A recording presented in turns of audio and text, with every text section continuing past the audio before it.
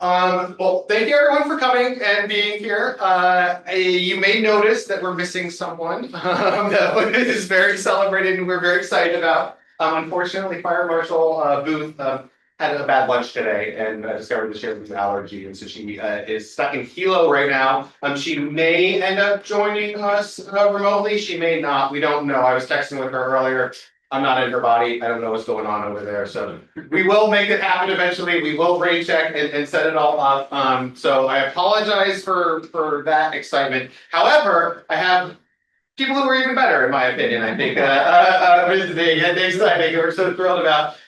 One's online right there, and the other two are these gentlemen right here. So I just want to welcome them. And then we're going to do a little bit of our business first, and then we're going to loop back around. So we've got online Matt Milward, who's from the University of Washington, Seattle, UW. And we'll talk about him a little bit. We also have Dr. Kealohanuiopuna Kinney, the U.S. Forest Service. And we also have Dr. Josiah Hester from Georgia Tech. And the reason everyone's here is that I've been spending a lot of time in the last couple of months introducing ourselves. I've been casting the wide net. I've been saying, hey, listen to us, see us, we want to talk about things. And a lot of people have said, you all are interesting, so we're here. And that's the short summary of it.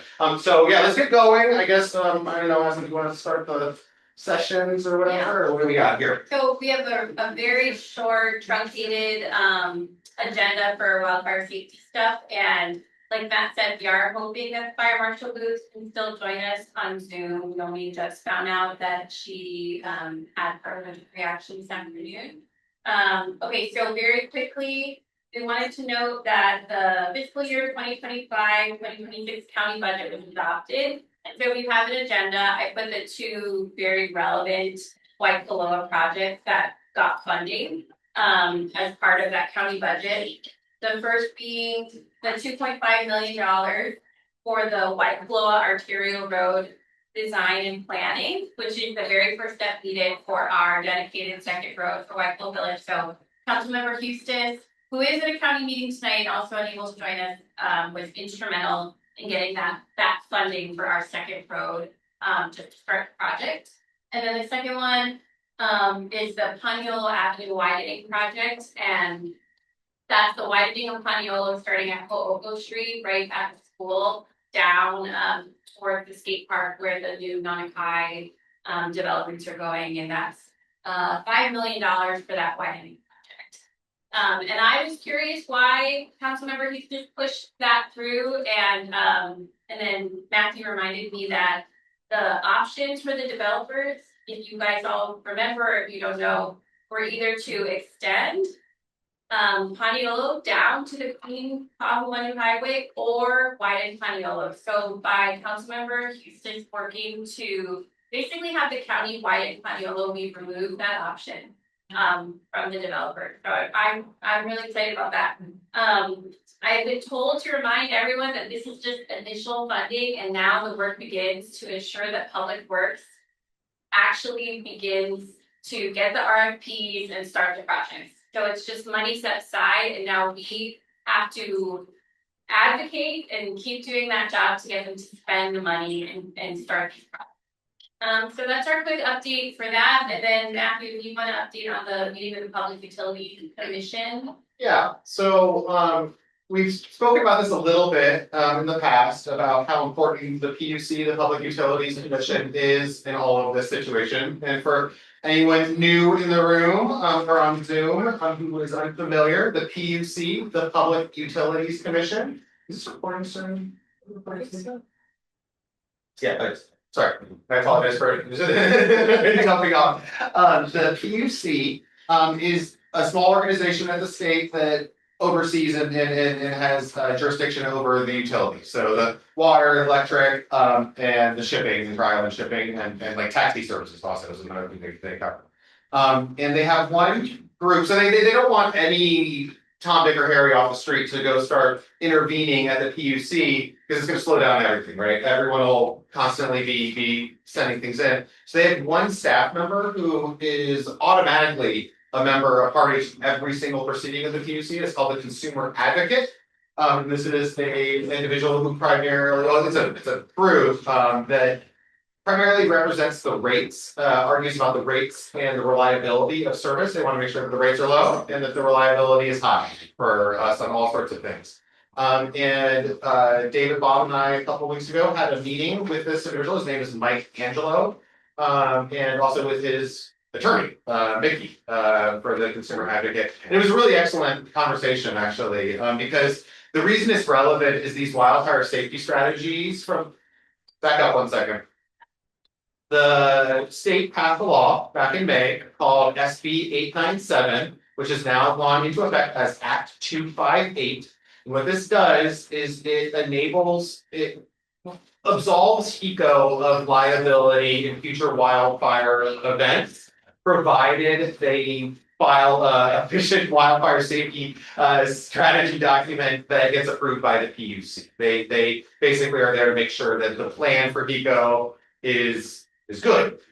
Problem is the PUC's never done something like that before. So we're really interested in making sure that our perspective is viewed because we'll be the ones that will be absolved of liability, or they will be released of liability from. And I thought it went excellent. The meeting went great. The top line is that they haven't really thought about this a lot in the past, but they are taking it seriously.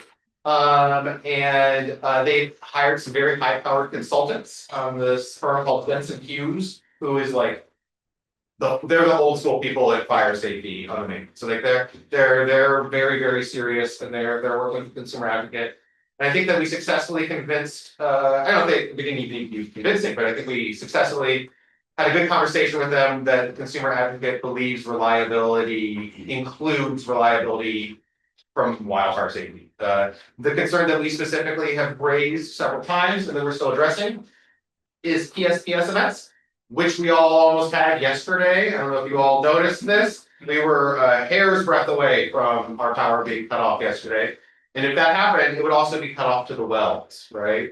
We do have backup generators. There's 8 wells in total servicing Waikōloa Village. There are backup generators on 4 of those 8 wells, with enough on-site diesel fuel for about 2 days of pumping capacity. After that, they gotta start pumping in, they have to start shipping in diesel, physically driving it into this location. So we would like the PUC to push Hawaii Water Service and Hawaiian Electric to come up with some sort of resilient strategy in which the wells don't get shut down if the power lines get shut down.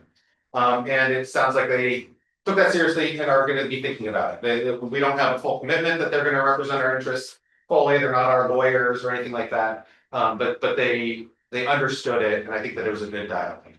Bob, would you like to add anything? David, would you like to add anything? Is that sufficient on it?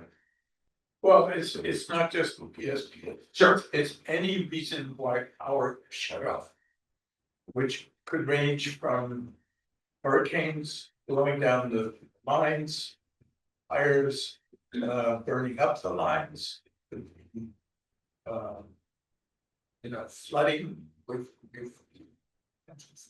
all the kind of flooding that, as I've heard now in Texas here, which will wash out our lines.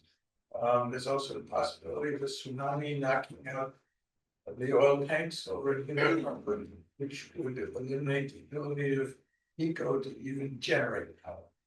So any of those situations are a situation in which the power to the wells for the community would be cut off.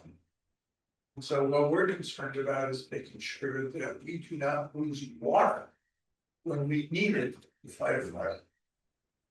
And that's exactly what happened in LA, if you all remember. In Los Angeles, the water lines were not completely dry, but they lost pressure. So for days, the fire department was not able to fight the fires, even after the winds died down. The fires continued to spread, and more homes were destroyed because the water wasn't in the lines. That's the concern we have. Tyler, everybody use it. Well, sorry, I know I'm not a member of you guys'. Yeah, you are. You're here. You're a member. It's showing up as membership. Your number now. So four generators on 8 wells. Do you guys have any inkling how many generators need to be running in order to keep those hydrants at 50 PSI or whatever? Yeah, we have a lot of detail. Bob went on a tour of the well site with them, and he's written a pretty extensive report that we posted on our website that has all of those numbers. And it's been fact checked by HWS, so we do have all of that information. Yeah, basically what it amounts to is that with 4 wells running, they're able to deliver enough water to the village to keep 4 engines pumping from hydrants. But if anybody else is using water, That's not a lot of engines. no, it's not a lot of engines. But that's- But it might be all the engines the fire I was just department gonna say has that's- here. We've only got 2 here, there's 2 down at Puaco. Those might be all we got. But it's enough water to keep those engines pumping. But if anybody else is using water on the system, pressure will drop. And that's part of our concern. So that's why we're interested in trying to keep all 8 wells active. I saw Jan's hand and then maybe what she did. Does Waikōloa have their own separate source of water that they could, because they've got all the equipment to fight, do they build their water? So Waikōloa does have a bunch of dip tanks and they do have water. I don't know if you guys, do you know what the well situation is on there? They have exploratory wells right now. Plant is few months. Waikīkī also has a well, but I don't know what the access situation is. And the other problem is that's water that's 10 miles up the hill, right? And so it would be beneficial if there was a dip tank that a helicopter could, suck off of and go, but that doesn't happen if the winds are on, right? So. Or if it's night. Or if it's nighttime, yeah, it gets complicated, that's not a reliable source, right? So I'm very interested in us eventually digging a new well on WBA property at about 1,800 feet of elevation, but that's another conversation for a minute.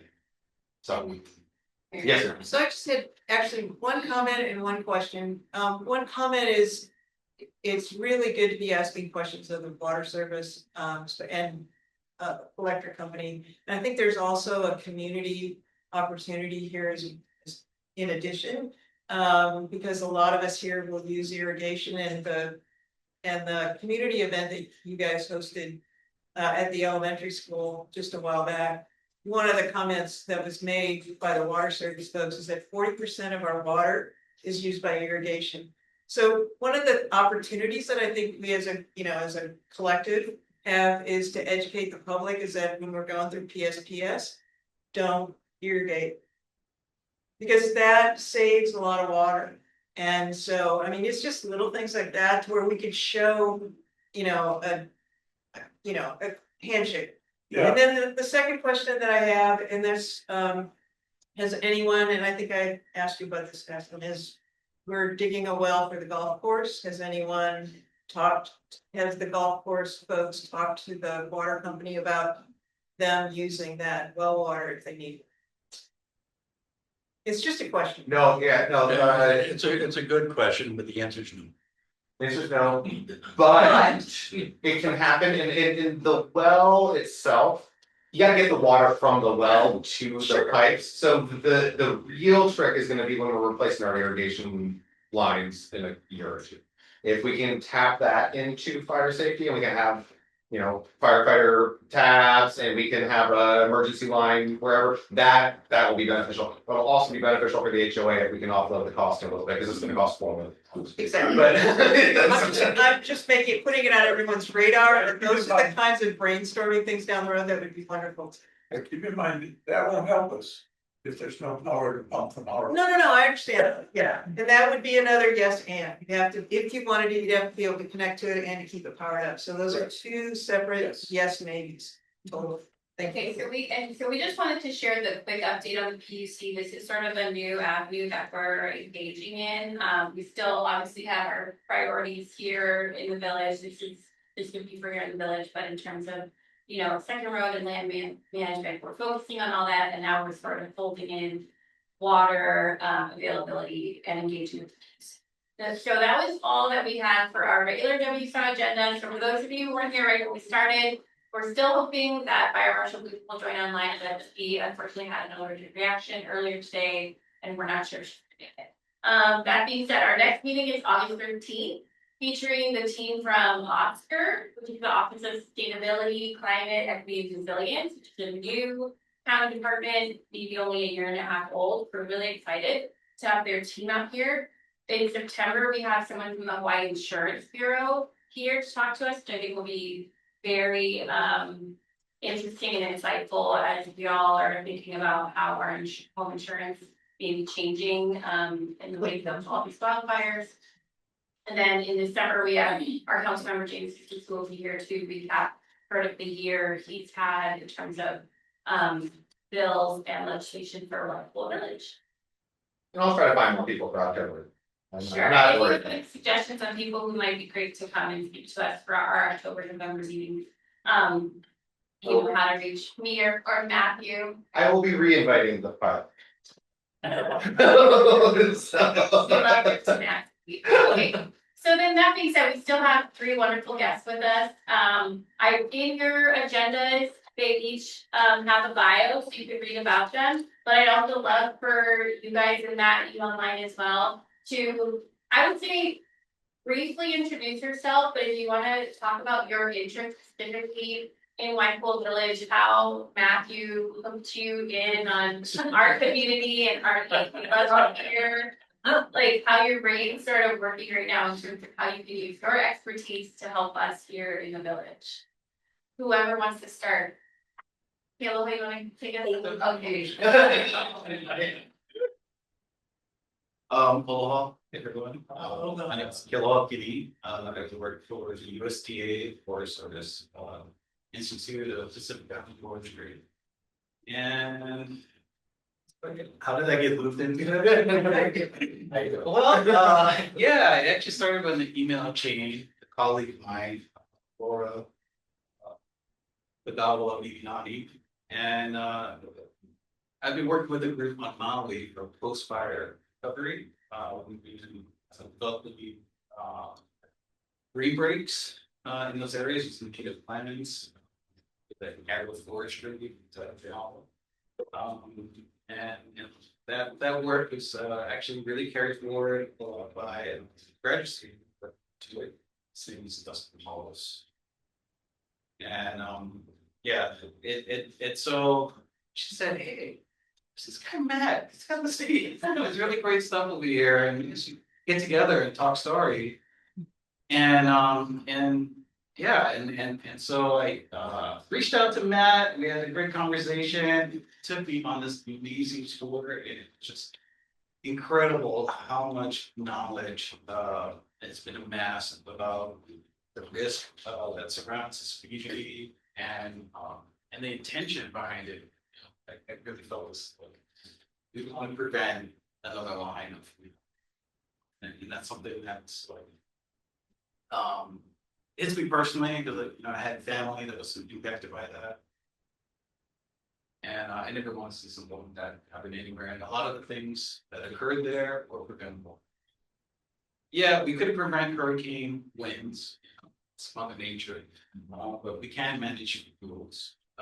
We can develop lands, infrastructure, and put infrastructure that's resilient to different kinds of disasters. And there are definitely things that can be done.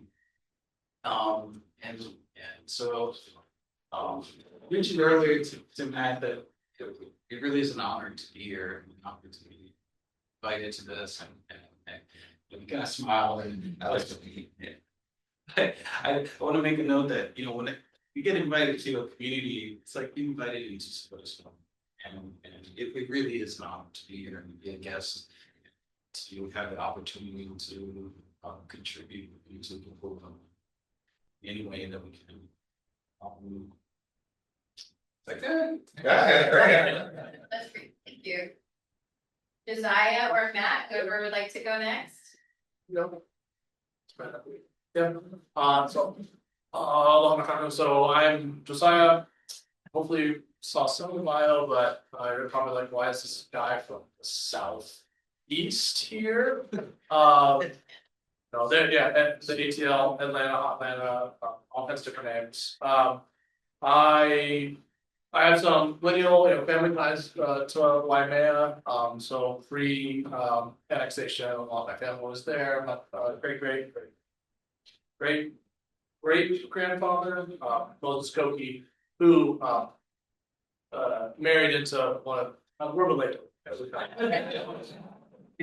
Not every Hawaiian is related, but it just so happens that, anyway, there, family ties to the broader area, and then also past decade after I left the island, after I graduated high school, went to get a degree, get a PhD on the mainland, and all that stuff, trying to bring back the skills, the tools that I learned and developed and have expertise in, so that it impacts and supports the community in Hawaii that I care about.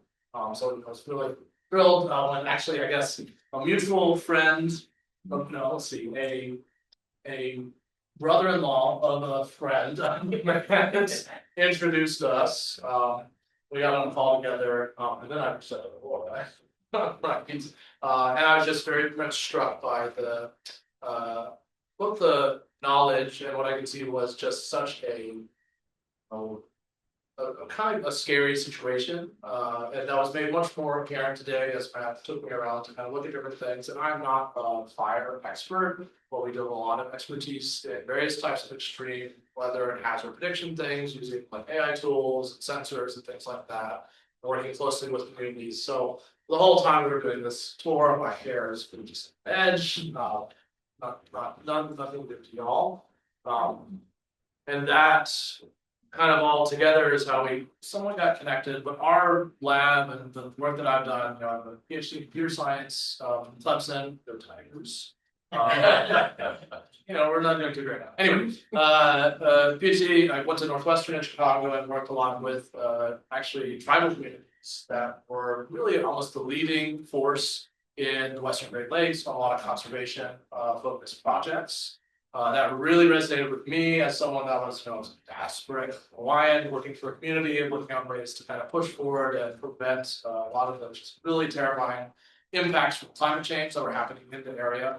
And the Western Great Lakes are this pristine source of fresh water, and that's maybe all of humanity's future, depending on how you look at it. So how we partner with communities to monitor and conserve these lands. And when you have one person that's in charge of 1,000 acres and 400 lakes, and they can go to 40 lakes a year to do different types of projects and kind of very carefully direct their effort. How do they decide those 40 lakes? They could just be really smart, and they really are really skilled, got a lot of knowledge.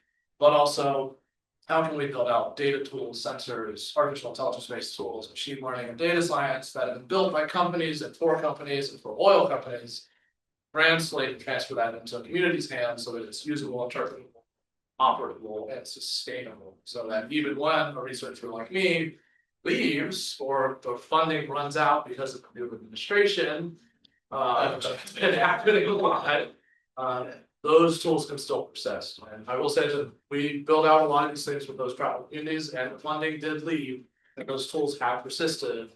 That's how I think of a lot of the ways that we might maybe model risks or help make decisions or help direct efforts from a small but mighty. So I mean, that's, I guess other projects that we do in Hawaii, I fight a lot with the Hawaii Department of Education.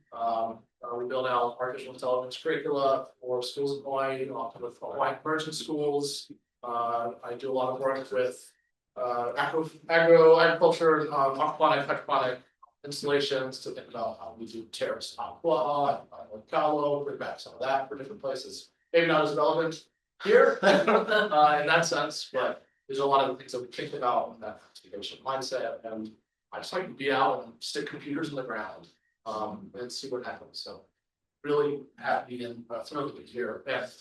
I'll be around. You won't be able to get rid of me. I'm so sorry. Wow. Thank you very much.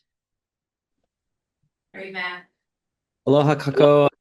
Thank you so much for inviting me to be here, or I guess not here. I wish I were there.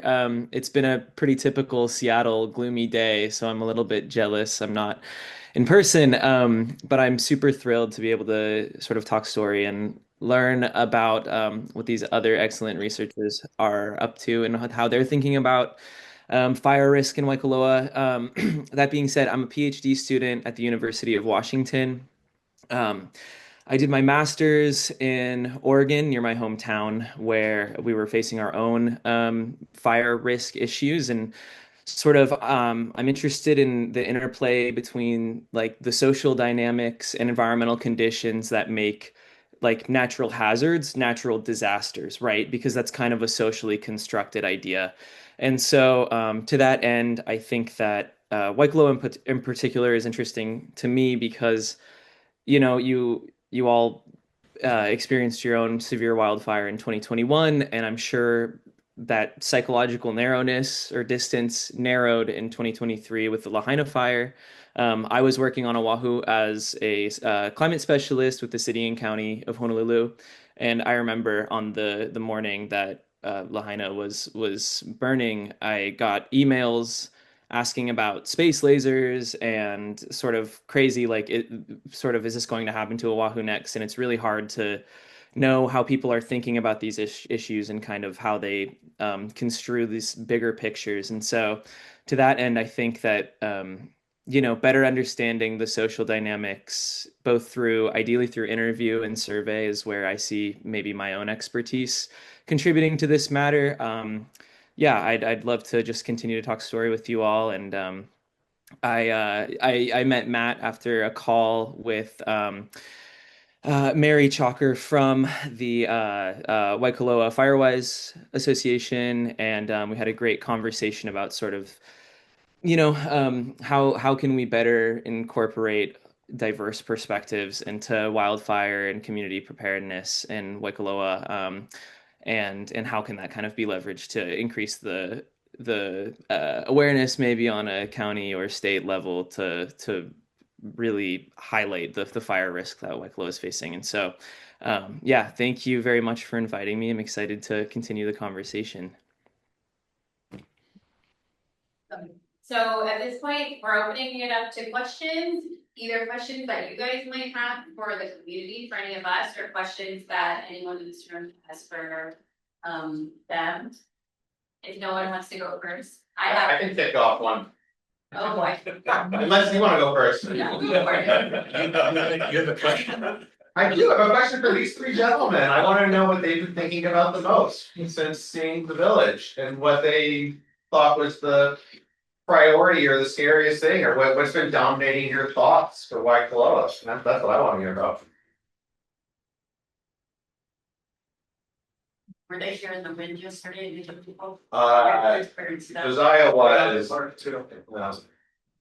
I don't. Who wants to go first? It's the question for you, Greg.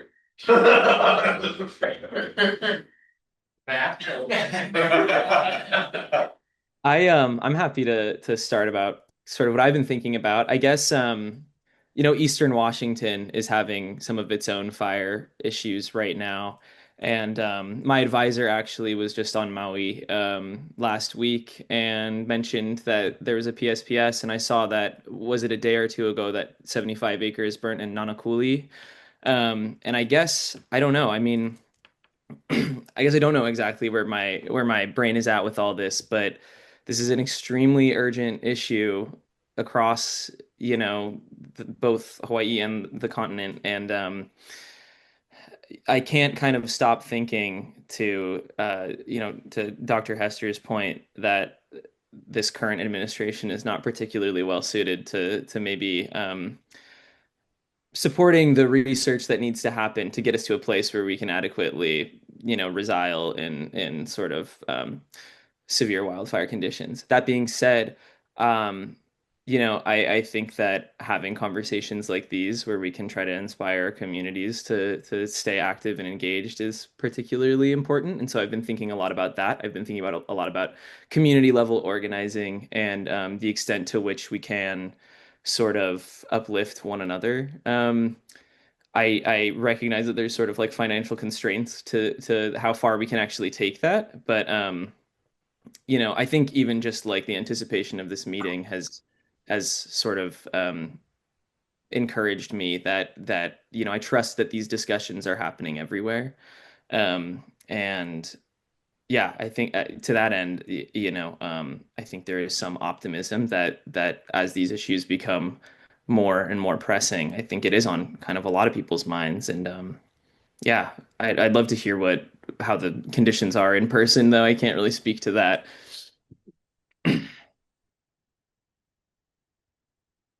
Well, let's, just to back up a minute, so my background is in remote sensing. So airborne remote sensing, satellite remote sensing, so really trying to understand the landscape from the sky, right? What it's composed of, how it's structured, how it changes over time in response to different kinds of events. And for me, probably believe me, it's like trying to tell a story. Like the Aina is trying to tell a story all the time, right? It's in our landscape, it's built across the landscape, all the lava flows, the different ecosystems that are going on each of these lava flows, they're all different, they're all diverse, they're all amazing, they all have a story. And one of the stories that I've been thinking about since taking the tour with Matt is really kind of dominating my thoughts. It's about prescribed grazing. Right? And it's about these goats who are sometimes a nuisance, often a nuisance, but they have a role. They play a role. And I know, I noticed, driving down here, you can see clear difference between where grazing is happening and where grazing is not happening. And where the grazing is happening, fields are much lower, like grass is lower, which equals less risk, and equals less intense fire, if the fire was to occur at some point in time. And I've been thinking about well, how do you strategically place grazing breaks around your community? We did a study in Waikōloa, so a lot of my fire work was done with the Waikōloa training area. And one of the things we looked at was what happens when you exclude animals, right? Because we want native plants to grow, and they have a hard time growing with all these animals chewing on them, right? And so we want to get them out. The problem is, you take them out, and yeah, the native plants go back, but so do the natives, so do the invasive plants, right? Because goats and sheep don't just eat native plants, they eat invasive plants too. Right? So there's this kind of this net balance that's happening, right? And we release hypothesis. And anyways, so I think there's opportunities here to kind of look at that. It's a tool for field management. To kind of take the big picture and look across the landscape and think about how we might strategically place these, and more importantly, how we might monitor them. So bridging remote sensing with AI, with computer science, creating tools that are dynamic, that are real time, that are easy to use. And because the other thing I've been thinking a lot about, because most of my work has to do with post-fire restoration, recovery, right? Or prevention. But I want to put more energy, more thought into tools that also are useful and informative for first responders.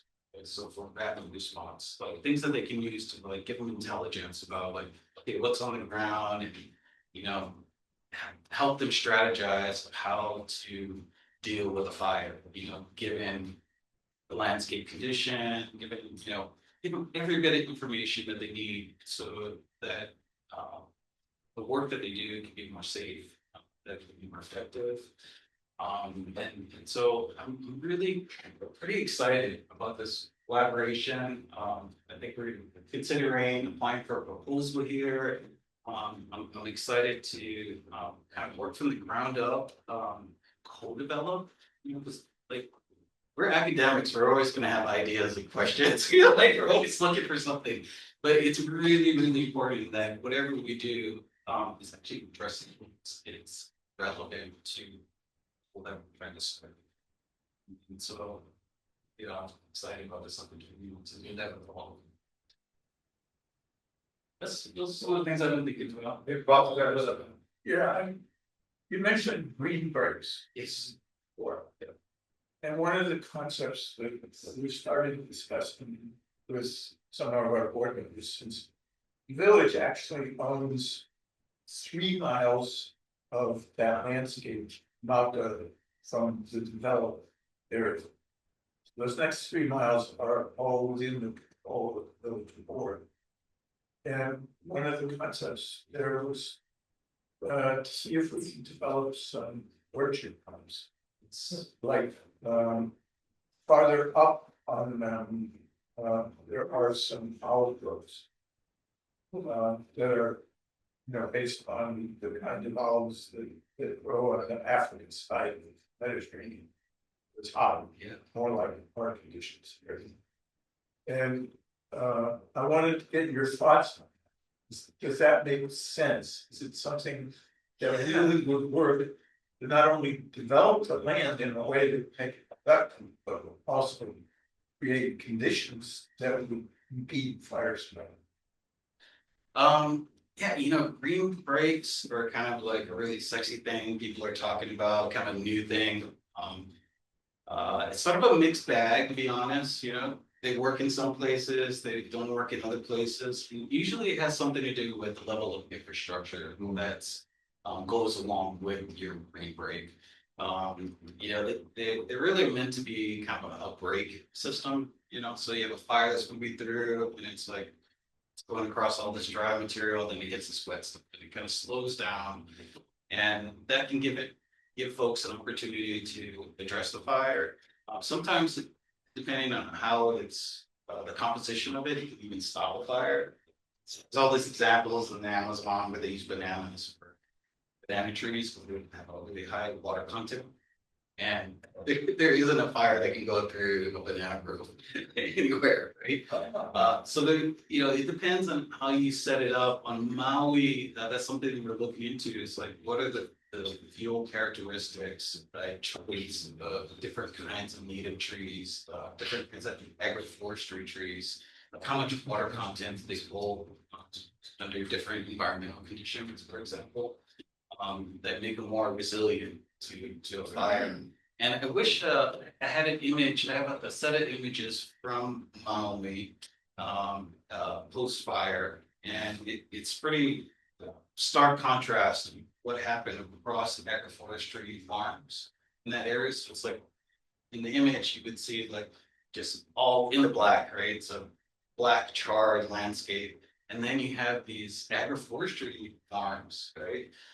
Where they're completely green, they just stand out like bright green places that the fire was not able to penetrate.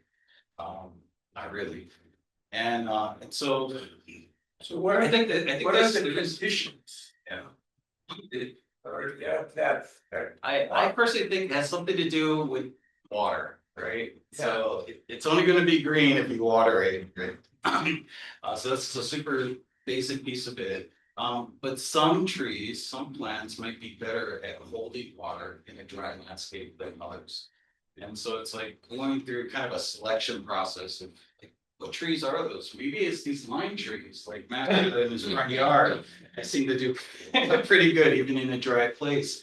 But kind of getting, it's sort of a gap that we have right now in terms of like really understanding what are those trees. There was a survey that went out not too long ago from the Pacific Fire Exchange asking people like just like the general observations, like what trees like seem to do really well in drought or in fires in your experience. And so there's a list that's kind of being compiled of what trees might be good in dry areas for this purpose. But there's still more work that needs to be done. And I think that space that you're talking about would be a fantastic place to test out some of these things. To put those out there. And I think you should really test plots test of different plots. species. Yeah, it could be, You know, someone, yeah. Yeah. I see it, Yes, yes. ma'am. Yeah. I'm new here, I just moved to Waikōloa, I'm from Lyme. Oh, I have a wildfire survived. Oh, And we talk about plants in the yards, I don't care how green your trees are, they burnt to the ground. My grass burnt to the dirt. But one thing survived was the banana trees. I thought they were dead. The leaves were brown from the heat was just so hot.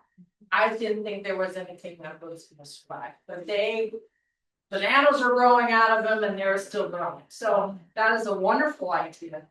I don't know so much about citrus because I had citrus trees and they're gone, they didn't survive. I had pomegranate, so I had plants that were for the area because the land was dry. And they were all burnt to the ground. Have to say that they survived underground, but that didn't stop the fire. So I do have plants being like that. But that's a great idea, and I was gonna ask too, is there any kind of a fire retardant that could be sprayed in the area above Waikōloa, but then I start to think about the goats, and you don't want to poison them.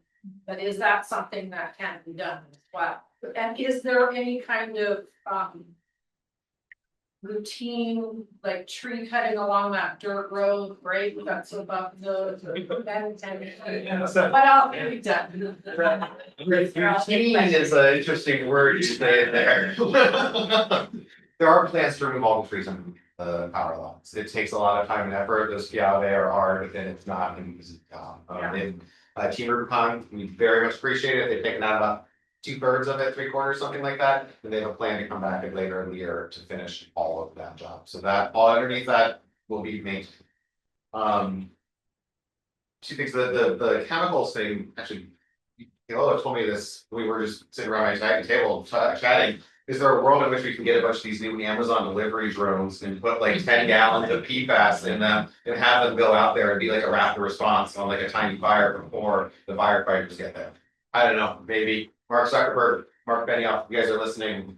We'll talk. Okay, the other thing, the water issue is absolutely vital. So we've been having lots of conversations about how to get water to higher locations, and it's just gonna come down to having to dig a well. It really is. And if we dig a well up against the mouth of fire break, which is at the top of that 3-mile spot there, it's about 1,900 feet of elevation. There's a ton of stuff that we can then start to do up there. It's gonna cost about $3 million. So When I talk about fire retardant, like on the sides of highways, at least on Maui, they would go occasionally spray the side of the highway to kill the grass and make it a fire retardant.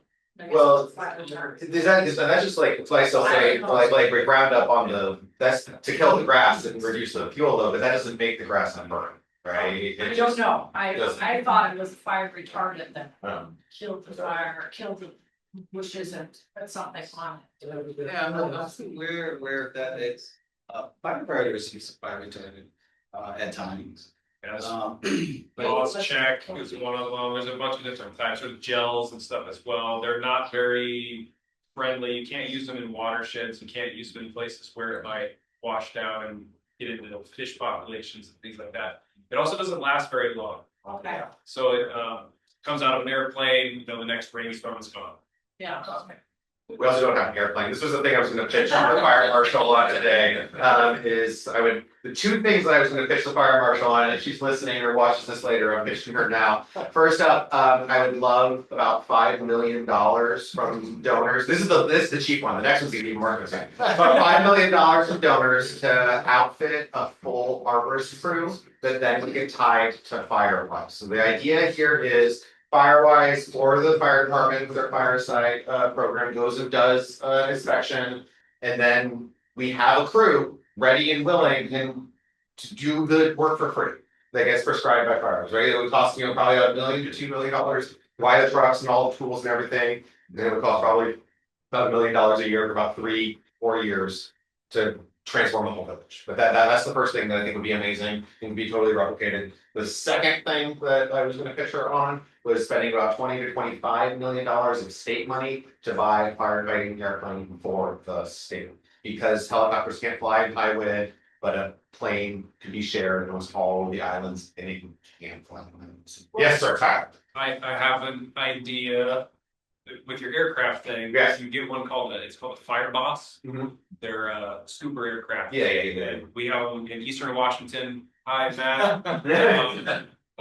We use them all the time. They're a shared resource. Often they're stationed in like Moses Lake, and probably where they're at right now. I imagine at the tanker base, and they can go and scoop up water on the Columbia River, any large lake. We have an ocean right there. Well, yeah, the ocean, I've actually spent quite a bit of time energy researching this. The ocean saltwater adds another like $1 to $2 million onto the planes. You have to switch everything to stainless. Gotcha. Okay. Then there's the impact of the salt water on the ecosystem. Yeah, exactly. But follow up quickly, Chief Todd, at the Wildfire Symposium in Kona, he talked about this, and it's, a good 20 million to get the right kind of machine, airplane, and then it 90% of the time just sits.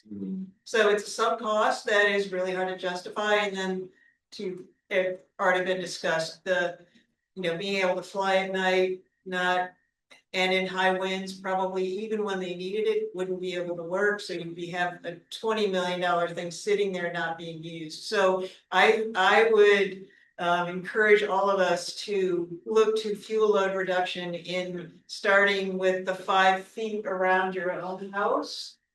And that is the way to, Matt's just talking about how do we enable that to happen. It costs money and it takes time, and not everybody has the time or the money. So if we can, as a collective, find ways to get the people and the money into a neighborhood and start, cutting down trees that people don't want, but are just too expensive. It's $1,000 to drop, a tree easy. Easy, low. A low tree. So I mean, and there's lots of fuel here, and to have an AI solution where you could, do regular flyovers and find out where those high priority areas are, and then go talk story and say, look, let's just see if we can at least try to find a solution. So I think the community based, house by house, lot by lot, your house catches on fire, the next house is gonna catch on fire. So if you can start one lot at a time with a community funded, strike team that can go in on a regular basis and clear out loads, that would be awesome. I think it's the thing that would protect the village more than anything More than any else. $20 million plane that sits on the tarmac. No, yeah, but. Something the association would be interested in, but if we paid more for association groups, is that something? I appreciate the optimism, Gary. Well, we can pitch, we got a couple of board members in here, we can pitch. And we can talk to each other. Okay. I don't think the association is gonna drop $5 million on that. The other problem is not everybody in the village is in the association. And I also don't think that I wanna be a model, I don't wanna be a competitor. Alright, I want other areas to get these things. And I fully hear you on the plane, very 100,000%. I also know that rich billionaires like buying toys. So, and then 20 million ain't that much if you got 20 million. Yeah. Yes, Dave. Probably what the plane, I mean, I don't know specifically, like it was someone's passing, but the fire in Oahu, the governor did pull out National Guard and have them use some plane, don't know what it was. No, they were Black Hawk. They're black box. They were, it was on an airplane. Oh, I thought it was aircraft. And what aircraft means rotary wing too. Right. Question I was gonna bring right there, I realize it's a lot of what you're talking about visibility and looking at things and it's data points, and more data points are important, but to the extent that HECO is now starting to roll out these AI cameras that are out there, do you have access to them, even having a half a dozen of them, or is that data that you can access and then start utilizing if you're not already doing that? Yeah, they are accessible. Yeah.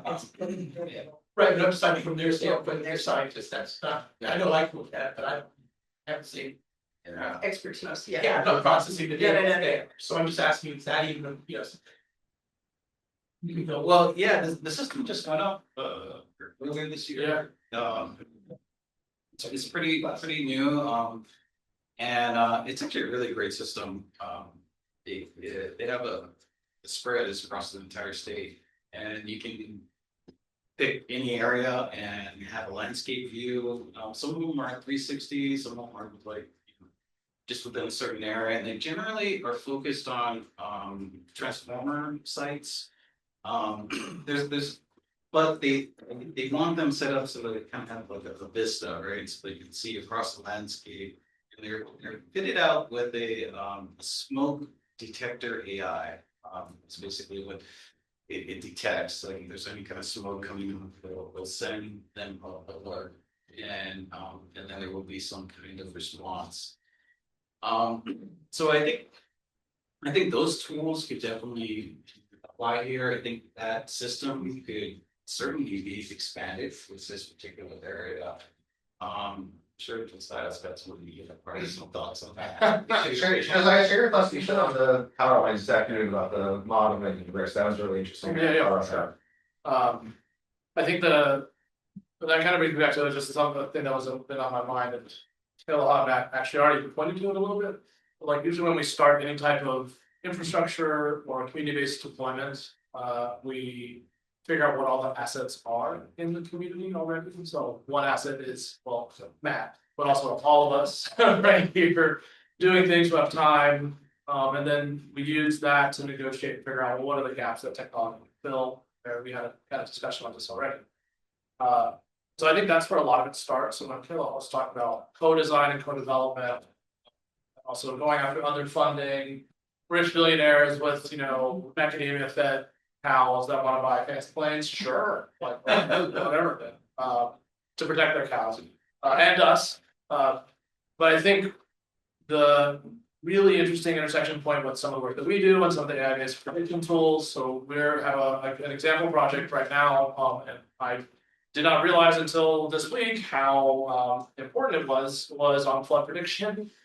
Sure, folks have seen Texas-based things where in Texas they did not fund a very simple weather and flooding alert system that's been deployed in most counties, and the way that they were doing this type of flood, emergency alerts was texting each other, calling each other.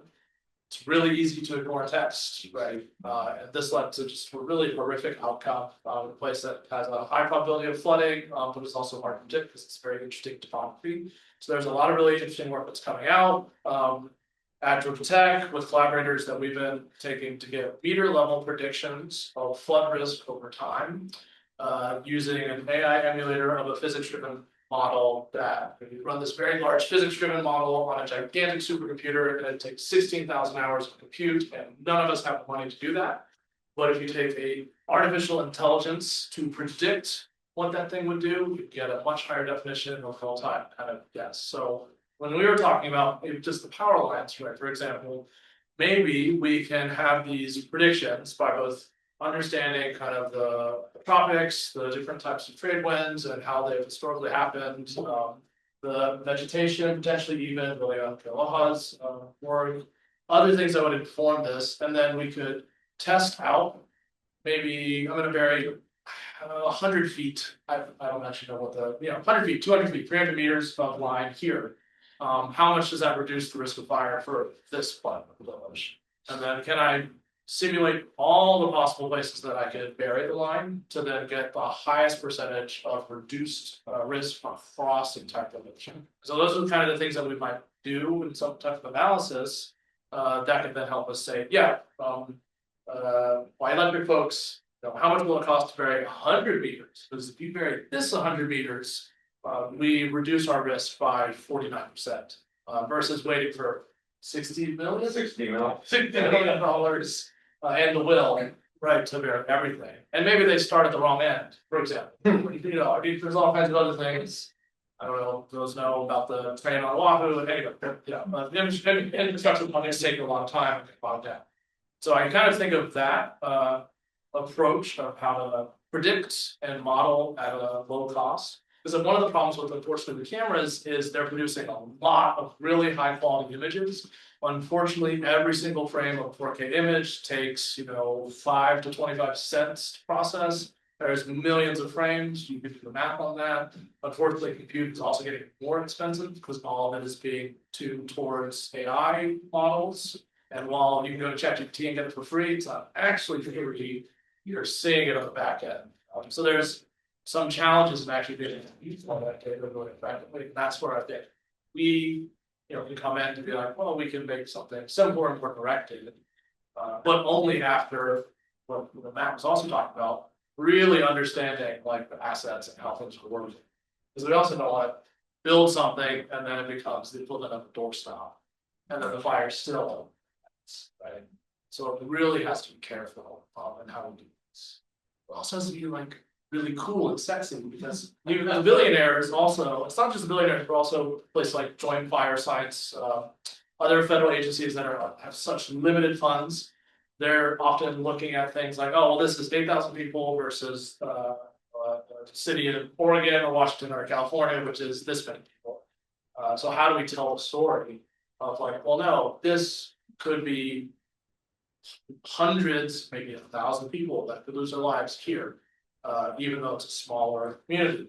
How do we tell that story in a way that's convincing and then show that there's unique research challenges that can apply broadly across the nation? I think that's what a lot of this. So are you basically telling us that we don't have enough data? I think that is a great place to start. Yeah. I think it's what we do often is we start with like a data inventory. So actually I know you have a lot of data and a lot of expertise. How do we combine all that in a way where we can explore and search it and understand?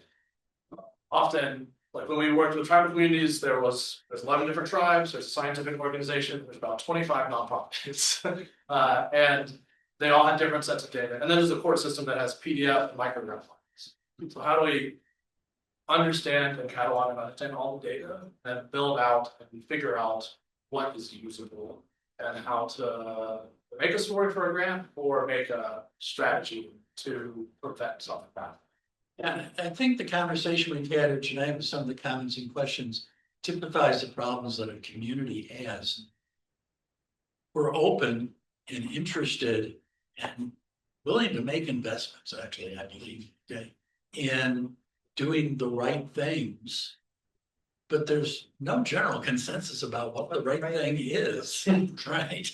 And so without some modeling, without some data to help people understand in your community what doing the right thing looks like, it's very difficult for us to know. And I'm gonna go buy some banana trees. So That was a good decision. It's not on that.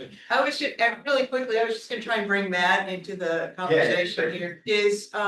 Matt, do you have a sense or I think there's been some really good conversation about, let's see if we can get a community coalition together to filter through and come up with some priorities, but do you have something in mind or some experience where you could say, if you do get a panel of experts together, how do you communicate, how do you get people to listen and make, and give input as to what they care about? Yeah, that's a great thought. Let me think. I guess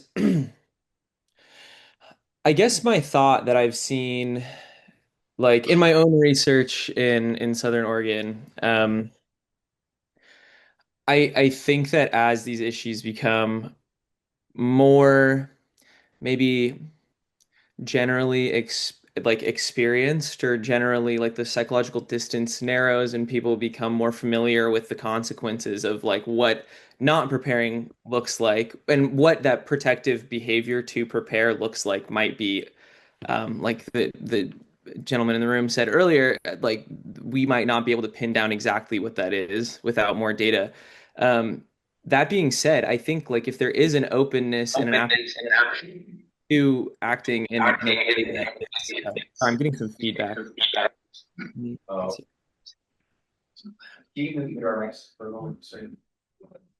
I guess, yeah, just to finish my thought, in the case that there is an appetite to do the right thing, I would say that leveraging expert opinion and I think the idea of like co-design and co-development with the community, and also like leveraging maybe Native Hawaiian values like fundamentally might be more compelling to sort of like local local politicians, city government, county government, and state government to try to actually make actionable and meaningful sort of like preparedness measures. I'm not sure if I'm actually exactly answering your question, and I apologize, but I do think part of the challenge that I see pretty broadly is the lack of sort of like community desire and um, sort of fundamental disagreement on like who should be responsible for meaningful adaptation, whether that should fall on the like individual or the community or the government. And unless there is agreement there, and I don't know if you can have a whole lot of meaningful action. But so to that end, I think like co-design, co-development is an exciting, opportunity between researchers and the community to try to find sort of a pathway forward. Does that answer your question? Is there a way I can try to clear that up a little bit? Oh, sorry. I'm not hearing anything now. I apologize. No, this is Mary. Thank you for answering that. And I think it does bring in the community values piece, which is, and individuals' values. And, some of us are not from here per se, like myself. I've only lived here 8 years, but I was drawn to the area. And so I continuously want to learn. So if there's a way that in doing some of this research and prioritization process that we do co-design and co-develop things, it would just be really helpful to have a good representative voice from the diverse communities to make sure that, like what we were talking about, AI models are only as good as the data that they come from, and 1/3 of the world does not have internet. So that data isn't in the AI model from those people. And I don't know if that ratio holds here, but it's probably not, there's still people that are not being heard. Yeah, there's other silos, it's not necessarily not. Yeah, so I'm just throwing it out there that if there's any ways that you, Matt, can, weigh in on how to co-design and co-develop those that typically are not engaged, and see if we can figure out a way to pull a few of those in, that would be super awesome. Thank you. Definitely. I think I mean, I might not have like a great answer. Something I worked on at the city and county was a project to engage like Tagalog and Ilocano speaking communities in central Oahu to be better prepared for extreme heat. And it really was as easy as sort of like putting an ad in the Filipino newspaper that just said sort of like in Filipino or Ilocano, like this is what you should do to prepare for extreme heat. And that was a community that by and large we were not at least the climate change office was not connecting to at all. And so I think there are ways to get creative in reaching these like diverse communities. That being said, to your point, Mary, about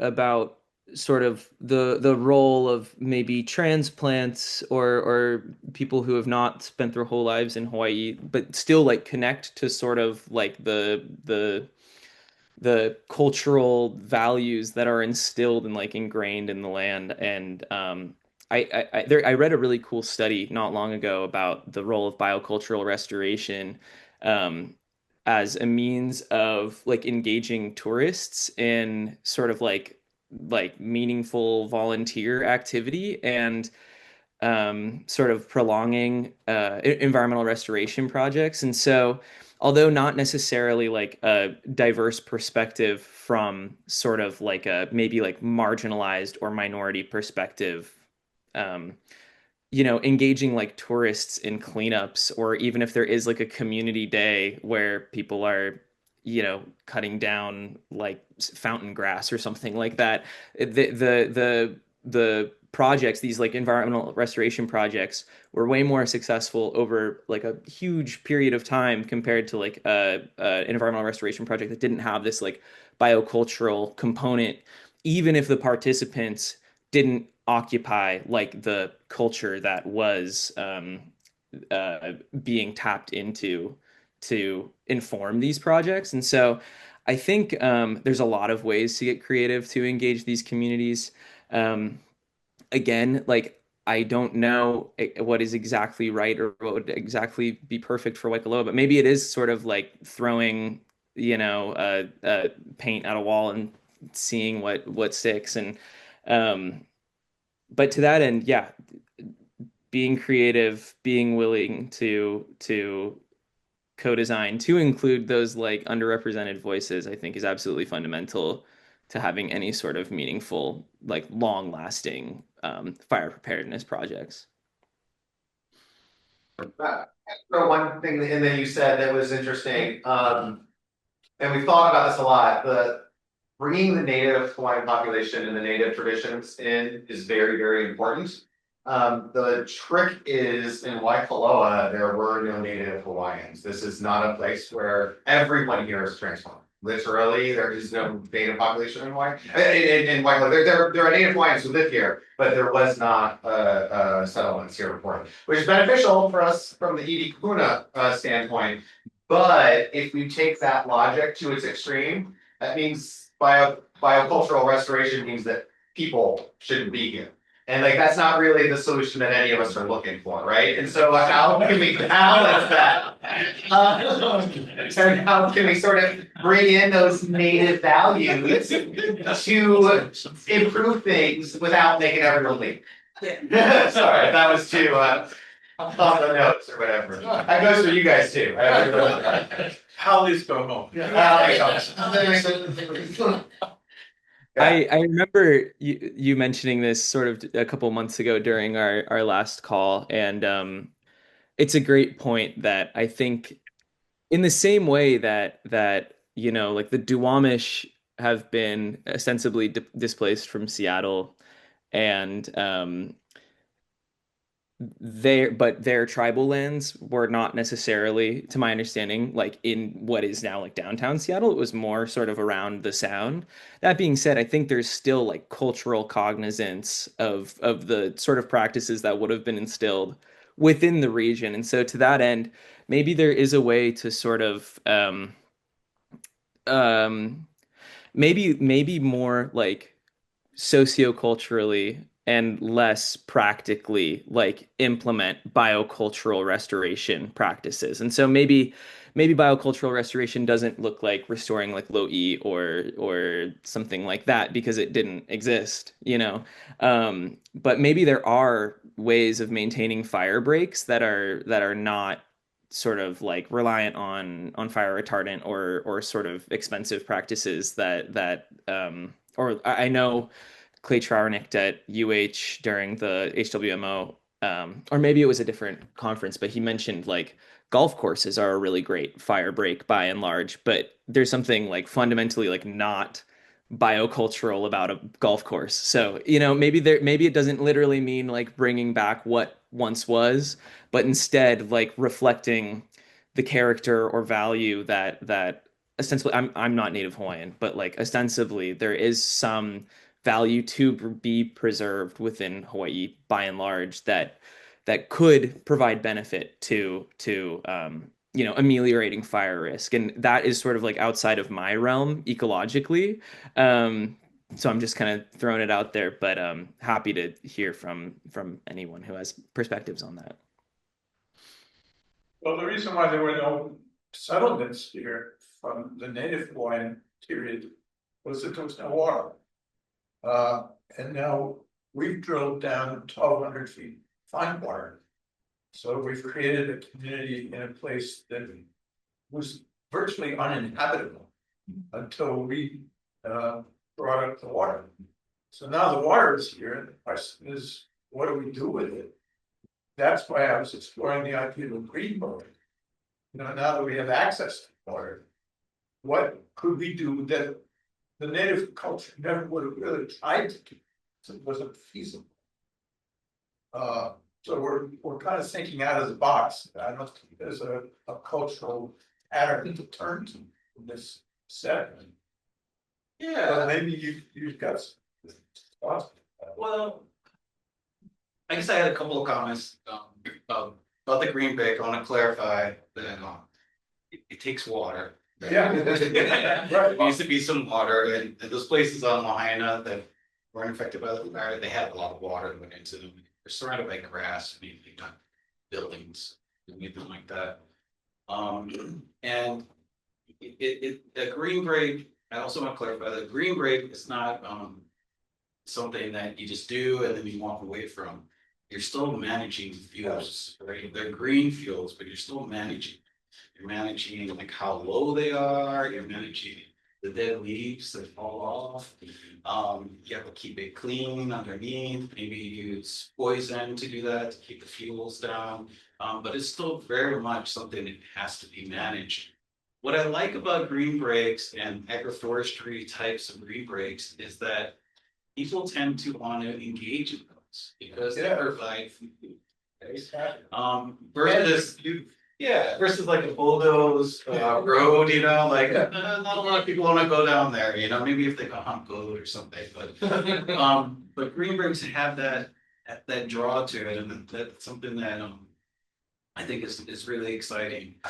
And I guess the other thing I was thinking about in this pre-conversation was like what can we bring to this, and to explore some of these things, and for you to kind of see like what are the different options that are out there, right?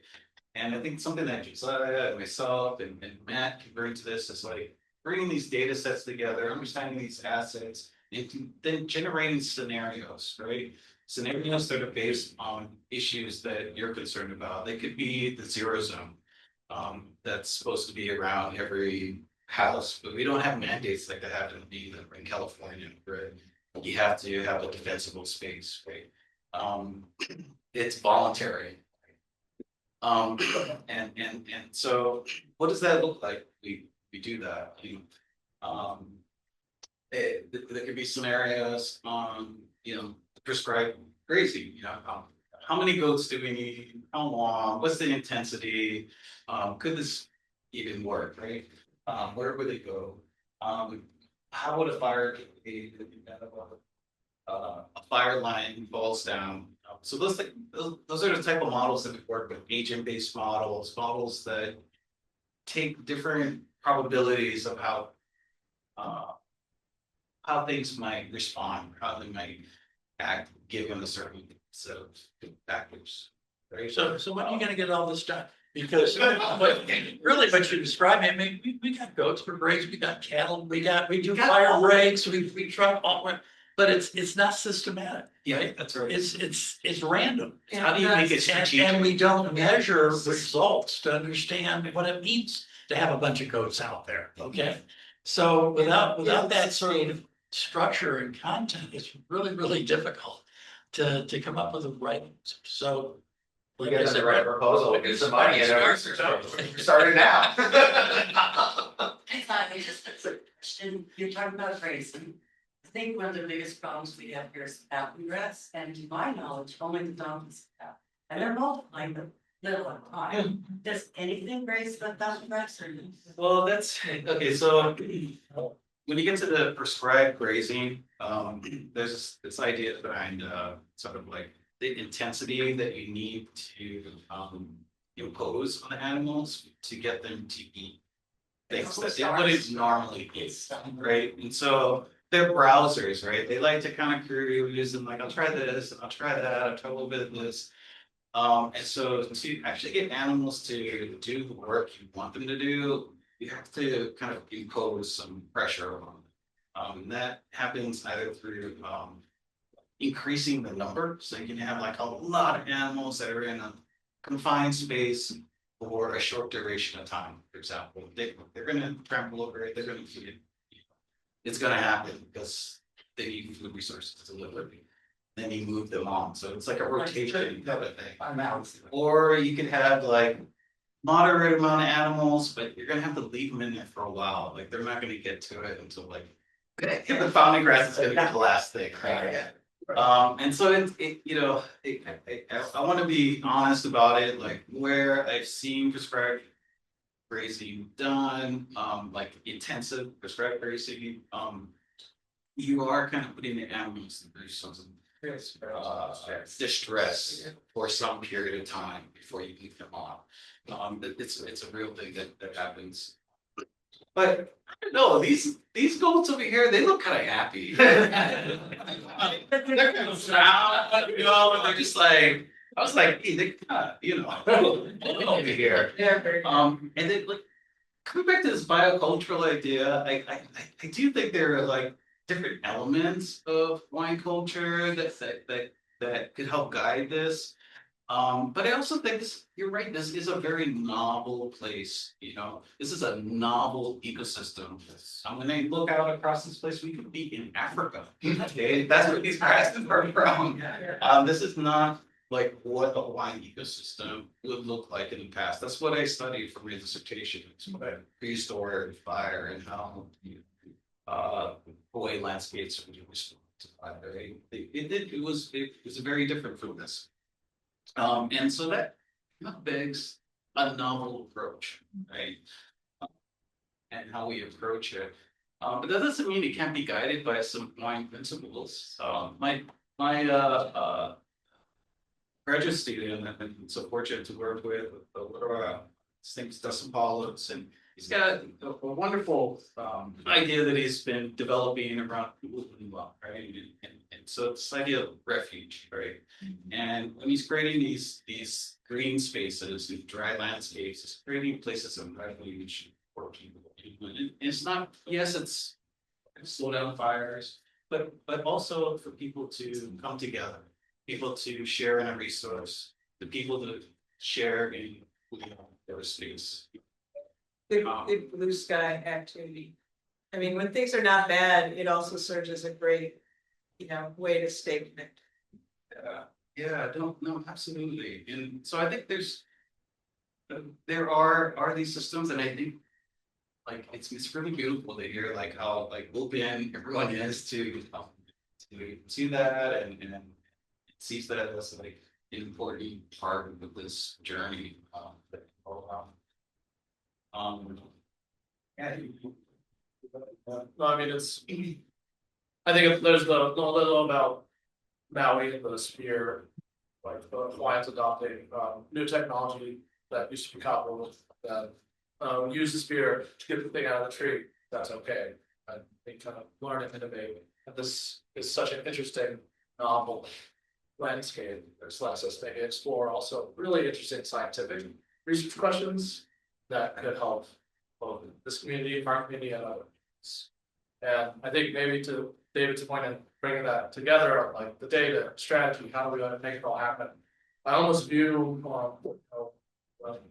this place as maybe this test bed for, in some ways, unfortunately, what the future of many communities will look like. As we have this extreme fire risk, this extreme flood risk, extreme weather events. So we have opportunity and we have a lot of visibility with the state and maybe even a state government that's more, like we said about state government, but slightly more friendly than the federal government, to view Waikōloa as a test bed where we can test out things like green breaks, look at prescribed burns, and prioritize these different ways to be while collecting data in a place that is large, but not overwhelmingly so.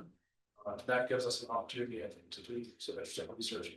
So I think that test bed approach and exploring together is what I'm most excited about. But I don't think it is the concrete answers. No, just so many questions that actually this entire session is making you have so many questions. Looking forward to talking more about. We just have a couple more minutes left. You probably have time for one more question, but I do just want to really mahalo you guys for being here in our community. Thank you to Matt as well online. We are so grateful for your time. And I saw Dana Ina on our chat from HWMO, just a call out that if there are any residents who would like to do a free home assessment to make your home fire wise, they offer those all the time. And he dropped a link there, but We also have the flyers. Yep. Oh, and Mary, thank you, Mary, from our Waikōloa Village Fire Rise brought some flyers as well. Please do that, take advantage of that valuable opportunity. And one final announcement I promised Mary I would do August 2nd. We have another Hulu Polo event, so drive down Hulu Evacuation Road and make sure everyone knows how to get there and what to do.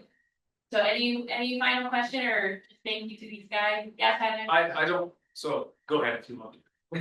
Well, I'm just gonna ask about your expertise. You were laying out a scenario earlier about doing some modeling runs. And is that something that you can offer us? Is it something that is available? You know, what would we need to bring to the table to have you help us? Because this is directly relevant to what's going on in UC right now. And we have no expertise to really participate in that UC process. The ECO is doing their own modeling of what they think the fire risk is. At 30 miles an hour. We don't have a way of really assessing the adequacy of the assumptions that they're building into their models. And we need help. And if that's something that you're available to help with, we'd like to explore that. Yeah, I mean, I'll quickly, I don't want to say, but the other folks here have a lot of fun ideas and we could really explore things, but the team of folks that work with me on some of those prediction based things, like what we would need is, well, let me just back up a little bit. The reason we did the modeling with the tribes was because the tribes did not, and for a good reason, trust that oil companies like Enbridge were going to have their best interests in mind when modeling the thing. Turned out they were right. And he goes, oh, they're obviously avoid liability for turning us down. Not that I'm comparing Echo to Enbridge, but you know, but so you know, that was really where a lot of the community-based or community accessible tools could exist. There are a couple different opportunities right now. NVIDIA, for example, is putting out grants to get a bunch of hardware that would cover the computing costs. So the challenge for anything that we do, even if we have free time, is buying time on computing to train a model. So like I said, the data here, we'd have to kind of figure it out, right? I got data from New York, I got data from Georgia. There has, I think it's 16,000 hours of compute time to do a new space. I did engage with two other academics that are very close on tropics climate modeling. Actually, they're in Georgia and they're like, I don't like the Gulf, I'd rather be in the tropics. I'm like, hey, my brother, let's get on a plane and stay with my family. Like, so I think that initiative, you know, is just starting. Within the past couple of weeks, and was very extremely serendipitous when I talked with them and I talked. So I think there's opportunity. I think it's just initiating partnerships and showing that all of us together, along with academics and nonprofits and maybe the fire marshal, are united to try and solve a problem. And that's how we can get funds and compute time from Google, Microsoft, and other folks who will feel guilty. Just grab that guilt, turn it into a model. So I think it really is partnership. So you know where to chase money. Yeah, I mean, I'm always looking for rich other people. And you can help us with that. That's my hope. It's a new world, I will say. Oh, absolutely. Yeah. January, very new world, but there are still places that I know I'm always interested in partnering. We all are to figure out how best to do this. In this climate world, every day is a new world for this. Tyler, we'll wrap up with your question. Why don't you tell everyone your role in? Yeah, so that's what I wanted to actually, I did not know, let me stand up. Yeah, can you see me? All right. I just wanted to introduce myself. So my name is Tyler Munson. I just got hired at Waikōloa Dry Forest. And a little bit of background. Okay, so I live in Lapahoihoi, Manawaiapai, and I've only lived in Hawaii. I worked here seasonally in the winters doing conservation work for a little while, and then I've been here permanently going on 2 years now, full time. I just graduated at HCC. I was planning on going to UH, and then this job opportunity came open here for a fire mitigation specialist position here. So I'm right in your guys' backyard. I've already driven around your community and looked at things.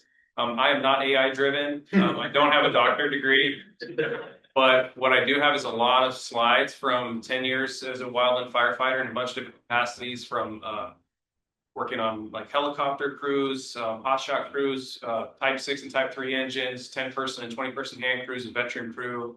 So I've worked all over the place. I've seen fires in a lot of different environments, and I could probably help fill in some of the gaps in short term until we get modeling built to figure some things out, because I can walk up and I can look at that house is going to burn. That house is probably going to be okay, just from a lot of experience on hundreds of fires, seeing what something looked like before, and then when the fire came through, and then afterwards, and how much work things take. So I can help with a lot of these things. I'm right down the road. I also have a background in agriculture. I fought fire in California in wine vineyards, and I watched what agroforestry stuff, goat grazing, a safari park in Calistoga, California, like what the fire does when it hits those different landscapes. So I do have some background in that. I grew up in like the fruit capital of the world, so the Yakima Valley, Wenatchee Valley, that area. And I've seen fire move through that landscape, and I know what it does. I know you can use an apple orchard with green grass as a safety zone. I know you can't use grape vineyard as a safety zone. It's got cheatgrass growing at its bottom and it hasn't been disked in 5 months. So yeah, maybe I could help answer some of your questions too about that green break thing. And I would love to work with you guys all together and have another conversation later on to try to come up with some stuff, maybe drive around a little bit. I'll drive with you. Yeah. Okay. Well, anyway, sorry for taking up. I was trying to get it all out fast. Yeah. Thank you for being here. Anyway, yeah, when I first came to Hawaii, I drove past this community and I was looking out at the sea of grass and this town out there, and I was like, oh my God. And then I got out of firefighting because I needed a little break from it because of the stress and whatever. And now I feel this kind of pull to help this community and this surrounding area be more resilient to fire. And so I'm hoping to put that to work. We're really grateful you're here. Thank you for coming tonight. Yeah, sorry I'm dirty. I just came straight from work. I didn't know that this happened. Okay. Nice meeting you guys. Thank you, everybody. Thank you to Kealohanuiopuna. No worries. No, don't go wrong. Matt, I have one for you too. We have a little present for you guys. Thank you so much for coming. It's yours. This is yours. Was that? It's no. It's a little 3D printed. Virus culture extension names on the bottom. There you go. Oh yeah, Robin. So, Matt, you have one too. We have you. Thank you very much. So, thank you, everybody. We'll be back in August. Hang out, if you have questions, email me if you need anything. Take lines. Take lines. Oh, take lines. Yeah. Hello, everyone. Oh, wow. Hello, thank you. Thank you, man. See you here. So much.